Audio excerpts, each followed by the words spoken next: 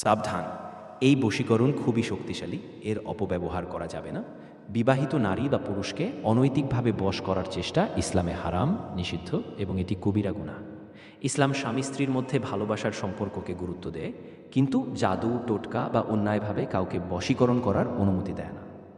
যদি আপনার বিবাহিত জীবনে সমস্যা থাকে বা সম্পর্ক মজবুত করতে চান, তবে হালাল ও কুরআনিক উপায় হলো: প্রথমত, আন্তরিক দোয়া। আল্লাহর কাছে নিজের মন খুলে দোয়া করুন এবং সমস্যার সমাধান চাই। দ্বিতীয়ত, সূরা আল ফুরকান আয়াত ৭৭, এই আয়াত পাঠ করে আল্লাহর কাছে দাম্পত্য সুখ ও ভালোবাসা কামনা করুন। তৃতীয়ত, নিয়মিত ইবাদত।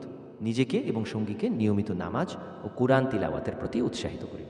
ইসলামে হারাম কোনো উপায়ে হালাল ফল পাওয়া সম্ভব নয়। সুতরাং যে কোনো ধরনের বশীকরণ বা কুফরি কর্মকাণ্ড থেকে বিরত থাকুন, কারণ এটি ঈমানের জন্য মারাত্মক ক্ষতিকর।